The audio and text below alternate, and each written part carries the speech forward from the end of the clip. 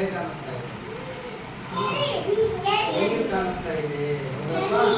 ಇಲ್ಲಿ ಏನು ಬಹಳಷ್ಟು ದೇಶಗಳು ಇರ್ತಾವಲ್ವಾ, ಎಲ್ಲವನ್ನು ಕೂಡಿಸಿ ಒಂದು ಹೆಸರು ಹೇಳ್ತಾರೆ. ಅದಕ್ಕೆ ಏನಂದ್ರೆ ಖಂಡ ಅಂತ ಕರೀತಾರೆ, ಹೌದಲ್ವಾ? ಹಾಗಾದ್ರೆ ನೋಡೋಣ ಮುಂದೆ. ಇದು ಏಷ್ಯಾ.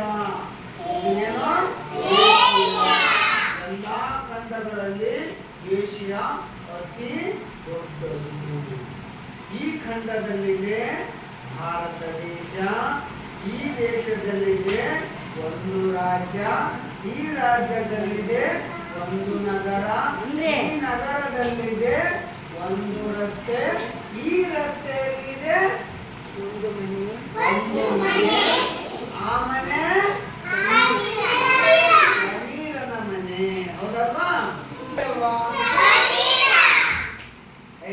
ಸಮೀರನ ಇದು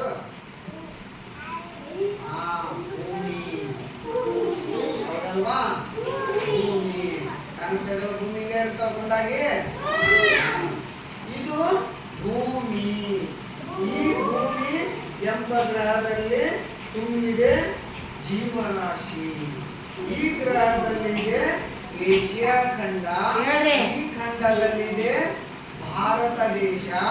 ಭಾರತ ದೇಶದಲ್ಲಿದೆ ಮಹಾರಾಷ್ಟ್ರ ರಾಜ್ಯ.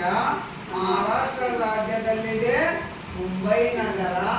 ಮುಂಬೈ ನಗರದಲ್ಲಿದೆ ಒಂದು ರಸ್ತೆ. ಆ ರಸ್ತೆಯಲ್ಲಿದೆ ಒಂದು ಮನೆ. ಅದು ಯಾವ ಮನೆ? ಸಮೀರನ ಮನೆ.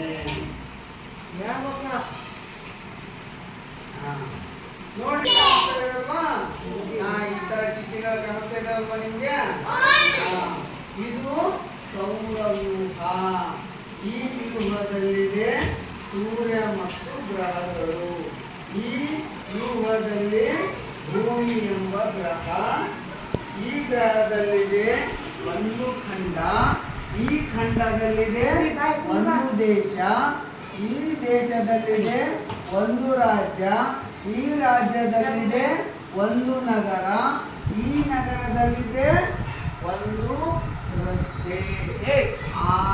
ಆ ರಸ್ತೆಯಲ್ಲಿದೆ ಒಂದು ಮನೆ. ಅದು